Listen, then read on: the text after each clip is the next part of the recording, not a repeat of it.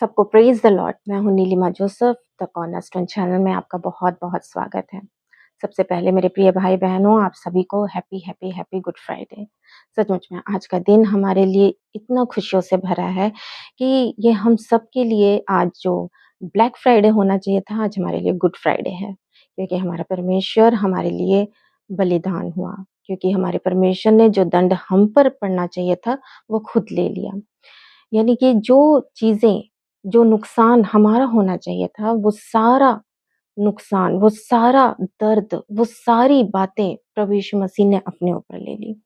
मेरे प्रियो, आज हम उन सारी बातों को सीखेंगे, उन सारी बातों को जानेंगे कि गुड फ्राइडे में प्रभु यीशु मसीह को ही क्यों चुना गया त्याग और समर्पण के लिए? क्योंकि ये सवाल मेरे अंदर में भी बहुत आता था और हम सभी लोग ये जानते हैं कि प्रभु यीशु मसीह इस धरती पर आए, उन्होंने हमारे लिए मृत्यु को सहा, मारे गए, गाड़े गए और तीसरे दिन जी उठे। लेकिन प्रश्न ये उठता है कि यीशु मसीह ही क्यों चुने गए? क्या परमेश्वर यीशु मसीह में ऐसी कौन-सी खास बात थी जो यीशु मसीह को ही चुना गया? मेरे प्रियो, यही बात पहले जो बात मेरे ज़हन में उठती थी, वो यही थी कि प्रभु यीशु मसीह ही क्यों चुने गए? सबसे पहले मैं ये बताना चाहती हूँ मेरे प्रियो, सवाल ये उठता है, क्या परमेश्वर के और भी पुत्र थे? तो जी हाँ, जवाब है, बाइबल में है कि बिल्कुल थे। और हम आज बाइबल से देखेंगे कि परमेश्वर के पुत्र कौन-कौन थे। सबसे पहले हम निकालेंगे अय्यूब की किताब 1 से 6। वहाँ पर लिखा हुआ है, तो वहाँ लिखा है, एक दिन परमेश्वर के पुत्र उसके सामने उपस्थित हुए और उनके बीच शैतान भी आया। यानी कि यहाँ पर लिखा हुआ है कि पर एक दिन परमेश्वर के पुत्र परमेश्वर के समीप, परमेश्वर के सामने, परमेश्वर के सम्मुख उपस्थित हुए और वहाँ शैतान भी आया। इसका मतलब ये एक लिखा हुआ है कि परमेश्वर के पुत्र उपस्थित हुए। ये एक प्लूरल फॉर्म में लिखा हुआ है। इसका मतलब परमेश्वर के कई सारे पुत्र थे जो परमेश्वर के सामने समय-समय पर उसके सामने उपस्थित हुआ करते थे। और उसी प्रकार आप देखेंगे लूका उसका 3 और उसका 38 में, जब वहाँ पर यीशु मसीह की वंशावली के बारे में लिखा हुआ है, वहाँ पर भी जब आप लास्ट में जाते हैं लूका 3:38 में, वहाँ पर लिखा हुआ है कि आदम परमेश्वर का पुत्र था। यानी कि आदम भी परमेश्वर का पुत्र था। तो ये सारे पुत्र थे परमेश्वर के, लेकिन इन सब पुत्रों में प्रभु यीशु मसीह ही क्यों चुने गए? मेरे प्रियो, इसको आप इस बात से समझ सकते हैं, जैसे मैंने अपनी पहले वीडियो में भी बताया कि अगर किसी अमीर बाप के 10 बेटे हैं, उसका बहुत बड़ा कारोबार है, उसका बहुत बड़ी संपत्ति है, तो उसके अगर 10 बेटे हैं, तो उसे सँभालने के लिए उसको एक ऐसे उत्तराधिकारी का चुनाव करना पड़ेगा, जो उस राज्य को अच्छे से सँभाल सके, जो उस राज्य को पूरी तरीके से परिपक्वता के साथ सँभाल सके, पूरी रिस्पॉन्सिबिलिटी के साथ सँभाल सके। क्योंकि किसी एक को जब वो देखता है कि किसी एक के अंदर जब वो सारी खूबी रहती है, तब वो जानता है कि अगर मैंने इस बेटे को उत्तराधिकारी बनाया, अगर मैंने इस बेटे को कोई काम सौंपा है, तो वो बहुत अच्छे करेगा। ना केवल मेरा कारोबार बढ़ेगा, बल्कि इसके साथ-साथ जो मेरे और भी बेटे-बेटियाँ हैं, उनका भी अच्छे से वो ध्यान रखेगा। तो इसलिए मेरे प्रियो, पिता है, पिता सबको जानता है, उसके ढेर सारे पुत्र हैं, तो पिता सबको जानता है, क्योंकि वो सबको बचपन से देखा हुआ है, उसी में से निकले हुए हैं और वो सबको देख रहा है, सबको जान रहा है, परख रहा है और वो जानता है कि उसका कौन-सा बेटा उत्तम है, उसका कौन-सा बेटा अच्छा है। यानी कि सेम उसके जैसा, जैसा वो काम करता है सेम उसी की तरह, जैसे वो सोचता है सेम उसी की तरह। तो मेरे प्रियो, इसमें प्रभु यीशु मसीह बिल्कुल फिट बैठते थे, क्योंकि वो परमेश्वर के दाहिने हाथ थे। मेरे प्रियो, इस बात को आप ऐसा समझ सकते हैं कि जैसे कि मेरा ये दाहिना हाथ है। अब मुझे अगर कुछ भी खाना है, कुछ भी पीना है, तो मुझे इसको बोलना नहीं पड़ता है कि मेरे राइट हैंड जा, वो जाकर वो सामान लेकर आ, या मेरे राइट हैंड जा, मेरे लिए वो लेकर आ, मुझे प्यास लगी हुई है। नहीं, मैं सिर्फ मन में सोचती हूँ, मैं सिर्फ कमांड करती हूँ, अपने मन में सोच रही हूँ, मुझे प्यास लगी हुई है, और मेरा ये हाथ जाकर सीधा पानी के पास जाएगा, गिलास में भरेगा और मुझे लाकर पिला देगा। और वैसे ही मुझे भूख अगर लगी है, मेरा ये हाथ जाएगा, मुझे खाना खिला देगा। इसका मतलब यानी कि मैं जो कुछ भी सोच रही हूँ, मुझे उसे कहना नहीं पड़ रहा है, वो अपने आप उस काम को कर दे रहा है। और मेरे प्रियो, जब प्रभु यीशु मसीह खुदावंद के दाहिने हाथ हैं, तो वो सारी चीज़ जो खुदावंद के मन में थी, जो खुदावंद की फीलिंग्स है, जो खुदावंद के प्यार है, जो समर्पण है, जो क्षमा करने की उसकी भावना है, जो एक पिता का दिल है, उसको वो अच्छे से समझते थे, उसको अच्छे से जानते थे कि पिता चाहता क्या है। और वो जानते थे कि पिता चाहता है कि उसके ये जो तमाम बच्चे हैं, ये सब भी बच जाएँ। यानी कि मैं और आप बच जाएँ, जो कि हम पूरी तरीके से पापों में लिप्त हो चुके थे, सबने अपना-अपना मार्ग ले लिया था। तो यीशु मसीह इस बात को जानते थे, यीशु मसीह पिता के हृदय को समझते थे, वो जानते थे कि पिता चाहते हैं कि ये सारे लोग बच जाएँ। और इसी वजह से प्रभु यीशु मसीह बिल्कुल उस क्राइटेरिया में फिट बैठते थे। मेरे प्रियो, इस बात का आपको जवाब मिलेगा, मैं पढ़ूँगी आपके सामने, आपके स्क्रीन में आएगा। यशायाह 53 उसका 5। परंतु वह हमारे ही अपराधों के कारण घायल किया गया, वह हमारे अधर्म के कामों के कारण कुचला गया, हमारी ही शांति के लिए उस पर ताड़ना पड़ी कि उसके कोड़े खाने से हम लोग चंगे हो जाएं। मेरे प्रियो, इसमें साफ लिखा हुआ है कि वो हमारे अपराधों के कारण घायल हुआ, यानी कि उसने अलाउ किया कि हाँ, मैं अपने आप को देता हूँ, मैं अपने आप को सौंपता हूँ। परंतु वह हमारे ही अपराधों के कारण घायल किया गया, वह हमारे अधर्म के कामों के कारण कुचला गया, हमारी ही शांति के लिए उस पर ताड़ना पड़ी और उसके कोड़े खाने से हम लोग चंगे हो गए। मेरे प्रियो, जबकि प्रभु यीशु मसीह के लिए लिखा हुआ है कि वो हमारे ही अपराधों के कारण घायल किया गया, यानी कि जो अपराध हमने किया था, यानी कि हमें जो बुराइयां थी, उसके लिए परमेश्वर ने उसको घायल कर दिया, प्रभु यीशु मसीह को घायल कर दिया। वह हमारे अधर्म के कारण कुचला गया। मेरे प्रभु, मेरे प्रियो, प्रभु यीशु मसीह हमारे अधर्म के कारण कुचले गए। मतलब बिल्कुल उनको कुचल दिया गया, उनको क्रश किया गया। तो सोचिए वो कैसी मृत्यु होगी, कितनी भयानक थी वो मृत्यु।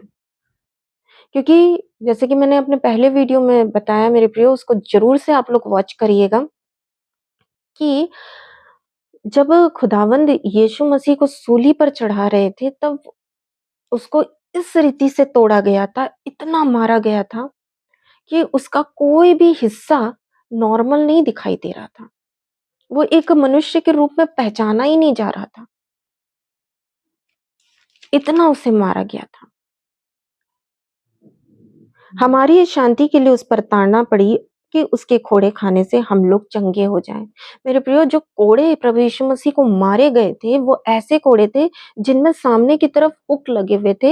यानी कि जब यीशु मसीह को वो कोड़े मारे जाते थे, तो साथ में वो जो हुक लगे हुए थे, वो उनकी स्किन को भी लेकर आ जाता था बाहर। क्योंकि बात किसी उसकी नहीं थी, बात किसी एक पर्सन के लिए ताड़ना खाने की नहीं थी, बात थी पूरे पृथ्वी, पूरी समस्त जाति के लिए अपने आप को बलिदान करने की। यानी कि प्रभु यीशु मसीह समस्त पृथ्वी की जातियों के लिए अपने आप को समर्पण कर दिए थे, अपने आप को दे दिए थे।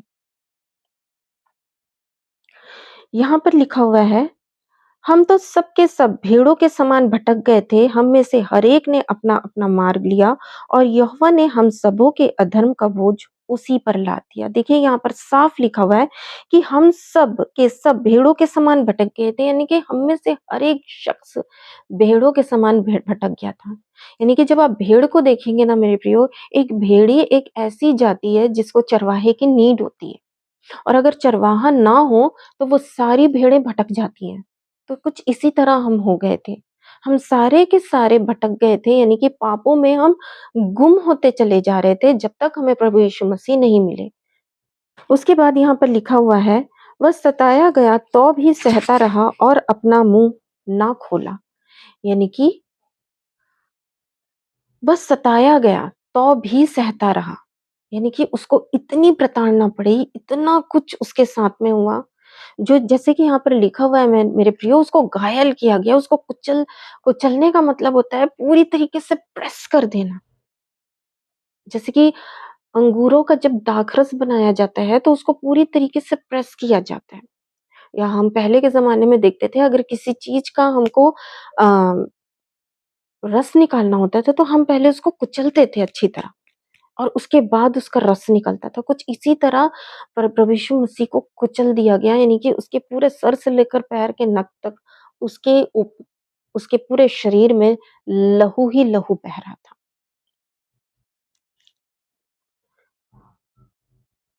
जिस प्रकार भेड़ वध होने के समय और भेड़ी ऊन कतरने के समय चुपचाप शांत रहती है, वैसे ही उसने अपना मुँह ना खोला, यानी कि पूरी अधीनता, पूरी पूरी आज्ञाकारिता में था प्रभु यीशु मसीह। यानी कि पिता ने जब उसको भेजा, पिता ने जब उसको बोला तुझे ये काम करना है, मेरे प्रियो, सोचिए, हमें तो कोई एक गलती से भी अगर कोई हमें मार दे तो हमें कितना गुस्सा आता है।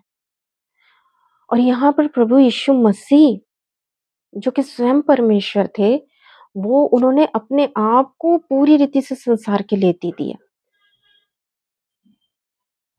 पूरी रीति से संसार के लिए अपने आप को सौंप दिया। यानी कि जो काम उनको दिया गया था चुपचाप होकर, जैसे भेड़ ऊन कतरने के टाइम चुपचाप रहती है, पिक पॉइंट कुछ शोरगुल नहीं करती, उस तरीके से उसने अपने आप का बलिदान देने के लिए दे दिया कि जो करना है मेरे साथ में करो।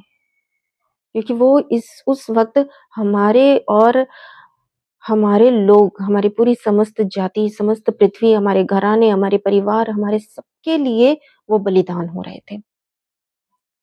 उसके बाद लिखा हुआ है 8वें पद में, अत्याचार करके और दोष लगाकर वे उसे ले गए। उस समय के लोगों में से किसने इस पर ध्यान दिया कि वह जीवतों के बीच में से उठा लिया गया?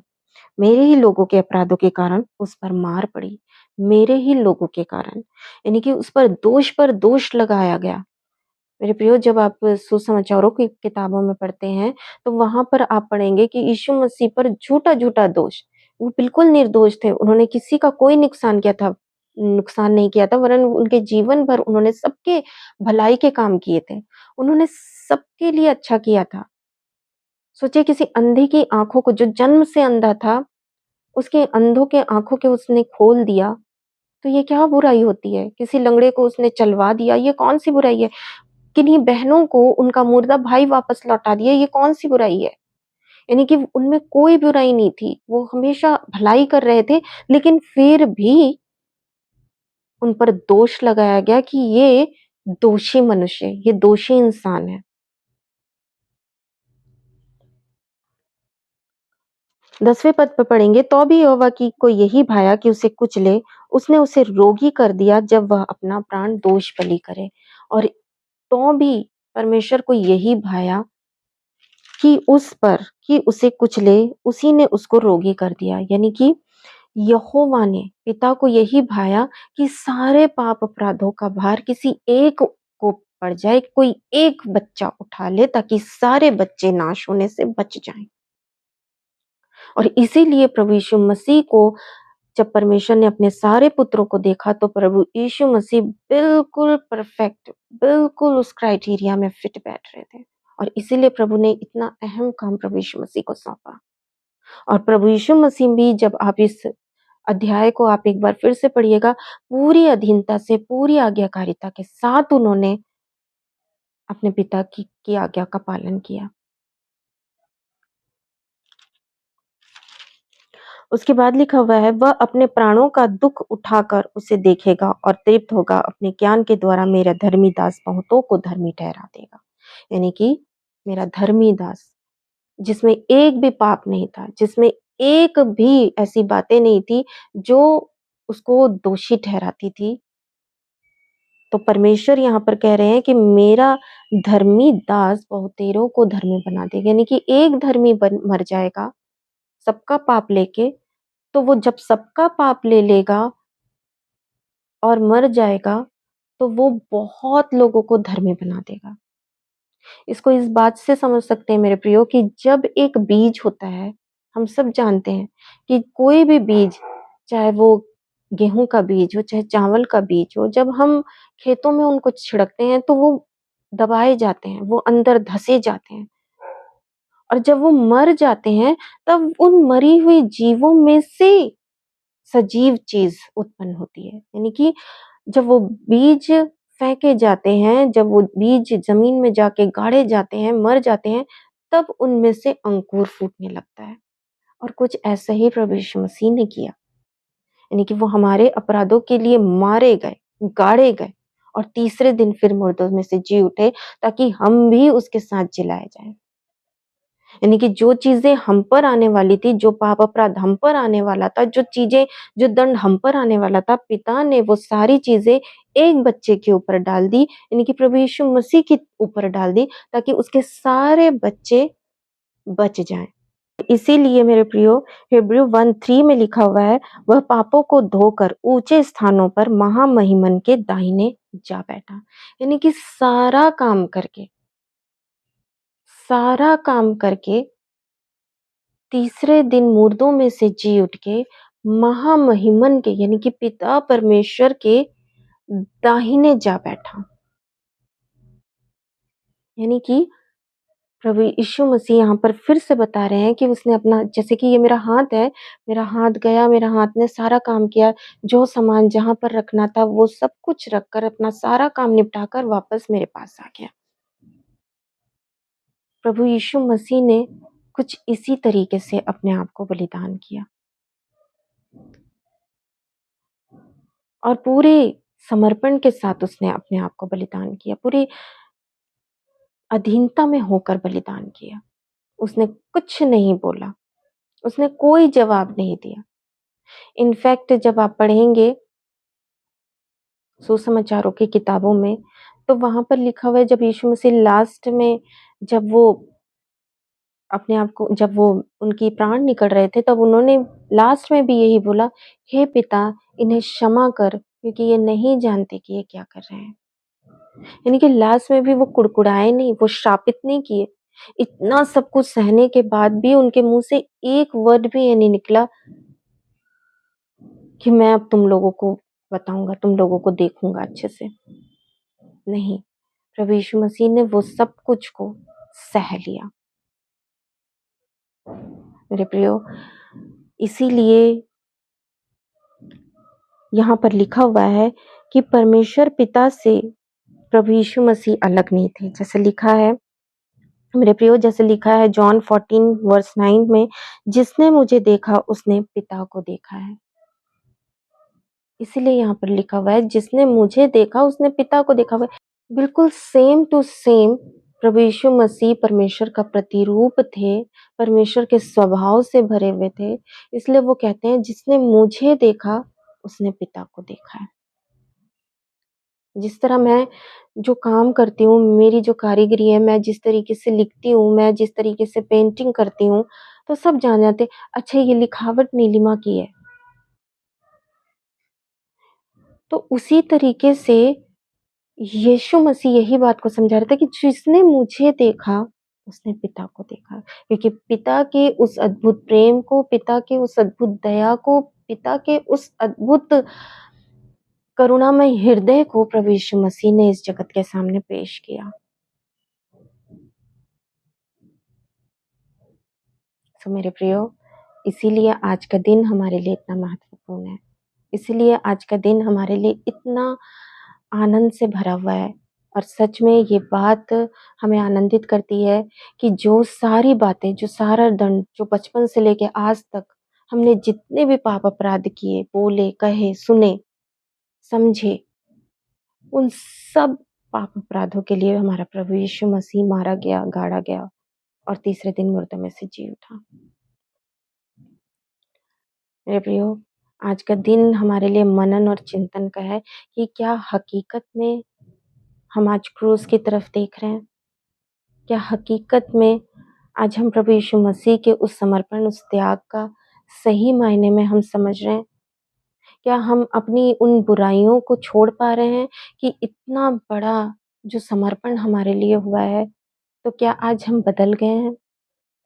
मेरे प्रियो, कोई भी कभी भी पूरी तरीके से नहीं बदल सकता, लेकिन जब हम परमेश्वर में होते हैं तो हमें अंश-अंश करके बदलते ही रहना चाहिए।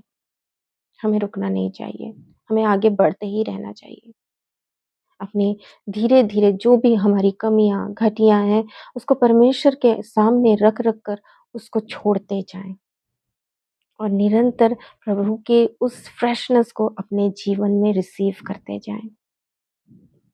सो मेरा मैसेज आज के लिए इतना ही था और मेरा बिलीव है, मेरा विश्वास है कि आपने परमेश्वर के प्रेम को, परमेश्वर की अधीनता को अच्छे से समझा, जाना और अब हम नेक्स्ट वीडियो में देखेंगे कि किस प्रकार हमारा परमेश्वर जी उठा है।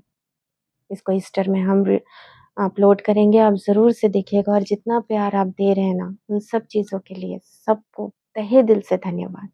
आइए हम एक छोटी-सी प्रेयर करेंगे। बस धन्यवाद करती हूँ मेरे महान सामर्थी पिता परमेश्वर, धन्यवाद करती हूँ प्रभु जी मेरे इन सारे प्रिय भाई-बहनों के लिए पिता, मेरे खुदावंद यीशु मसीह इन सबको ब्लेस करना प्रभु जी, आशीष देना मेरे खुदावंद यीशु मसीह। पिता परमेश्वर जितने भी प्रभु जी इस चैनल से जुड़ रहे हैं प्रभु जी, वो 30 गुना, 60 गुना, 100 गुना प्रतिफल को पाने पाएँ खुदावंद यीशु। मेरे महान पिता परमेश्वर उनके जीवन पर, उनके परिवारों पर, उनके बच्चों पर तेरी सुरक्षा है खुदावंद यीशु मसीह। मेरे महान पिता परमेश्वर होने दीजिएगा खुदावंद यीशु राजा कि हर पल प्रभु जी तेरे सामने वो अपने आप को समर्पित करे पिता परमेश्वर और निरंतर प्रभु जी जिस रीति से पिता परमेश्वर आप अधीन रहे प्रभु जी, हम सब मिलकर आपके अधीन रहने पाए प्रभु जी और निरंतर अधीनता में रहने की कोशिश करें मेरे खुदावंद यीशु राजा। मेरे महान खुदावंद यीशु मसीह उन तमाम सभी भाई बहनों पर आपकी सुरक्षा, चंगाई की घोषणा करती हूँ। यीशु मसीह के नाम से मैं मांग लेती हूँ। आमीन, आमीन, आमीन। Thank you Jesus. सबको प्रेज़ द लॉर्ड।